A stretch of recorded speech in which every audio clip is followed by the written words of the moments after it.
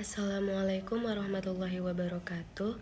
Perkenalkan, nama saya Azrina Amelia dengan NIM 220171444 dari Prodi Sastra Indonesia Fakultas Bahasa dan Seni. Di sini saya akan menjelaskan tentang materi strukturalisme, formalisme, dan strukturalisme genetik dari mata kuliah pengantar pengkajian kesusastraan dengan dosen pengampu Ibu Yeni Hayati SSM Hum. 1. Strukturalisme. Strukturalisme adalah cara berpikir tentang dunia yang terutama berhubungan dengan tanggapan dan deskripsi unsur dalam suatu karya sastra. Sejarah strukturalisme.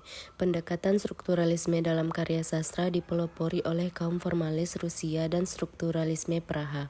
Ia mendapat pengaruh langsung dari teori linguistik Ferdinand de Saussure.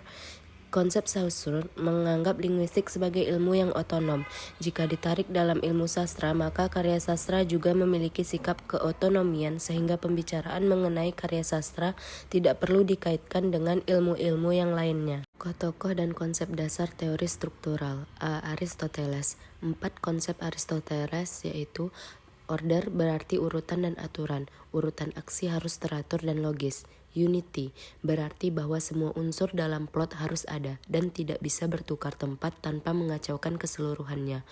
Complexity berarti bahwa luasnya ruang lingkup dan kekomplekan karya harus cukup untuk memungkinkan perkembangan peristiwa yang logis untuk menghasilkan peredaran dari nasib baik ke nasib buruk maupun sebaliknya.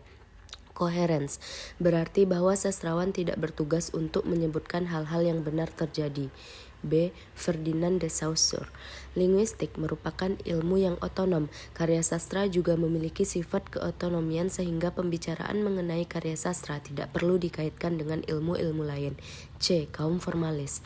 Konsep kaum formalis bersifat otonom, artinya dapat dipahami sebagai kesatuan yang bulat. Tujuan strukturalisme. Menurut Nurgiantoro tahun 2010 halaman 37, pada dasarnya analisis struktural bertujuan untuk memaparkan secermat mungkin fungsi dan keterkaitan antara berbagai unsur karya sastra yang secara bersamaan menghasilkan sebuah kemenyeluruhan. Analisis struktural ini tidak hanya terbatas kepada menganalisis unsur intrinsiknya saja, tetapi yang lebih penting yaitu mengaitkan hubungan antar unsur tersebut. Hal ini dilakukan karena karya sastra merupakan sesuatu yang kompleks dan unik. Prinsip dasar pendekatan struktural. Menurut Thieu tahun 1984 adalah A. Pendekatan struktural bertujuan membongkar dan memaparkan secermat mungkin keterkaitan unsur-unsur karya sastra yang membentuk makna menyeluruh atau universal. B. Pendekatan struktural tidak menjumlahkan unsur-unsur. C. Pendekatan struktural berusaha menyemantikkan termasuk menyemantikkan gejala bunyi dalam karya puisi. Dan D. Pendekatan struktural menganggap bahwa keseluruhan makna karya sastra berada dalam keterpaduan struktur total. 2. Formalisme. Secara etimologis, formalisme berasal dari bahasa Latin yakni forma, yang berarti bentuk atau wujud. Formalisme mengutamakan pola-pola suara dan kata-kata formal, bukan isi. Oleh karena itulah cara kerjanya disebut metode formal. Tujuan pokok formalisme adalah studi ilmiah tentang sastra dengan cara meneliti unsur-unsur kesastraan, puitika, asosiasi, oposisi, dan lainnya. Ada 3 faktor pemicu lahirnya formalisme. A. Formalisme lahir sebagai akibat penolakannya terhadap paradigma positivisme abad ke-19 yang memegang teguh prinsip-prinsip kausalitas dalam hubungan ini sebagai reaksi terhadap studi biografi. B. Kecenderungan yang terjadi dalam ilmu humaniora, di mana terjadinya pergeseran dari paradigma diakronis ke sinkronis. C. Penolakan terhadap pendekatan tradisional yang selalu memberikan perhatian terhadap hubungan karya sastra dengan sejarah, sosiologi, dan psikologi. Tokoh formalisme. 1. Viktor Shklovsky. 2. Boris Eisenbaum. 3. Boris Tomaszewski. Konsep formalisme. 1. Konsep yang mendasari studi kaum atau tokoh formalisme ialah tidak berfokus pada bagaimana sastra dipelajari, melainkan apa yang sebenarnya menjadi persoalan pokok dari studi sastra itu sendiri. 2. Konsep formalisme juga menganggap penting berbagai ragam bahasa. 3.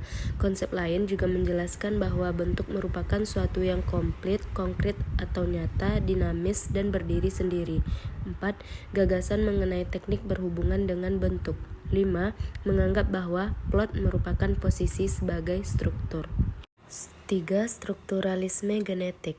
Strukturalisme genetik merupakan suatu teori yang dimunculkan atas reaksi terhadap kemandegan atau stagnasi teori strukturalisme.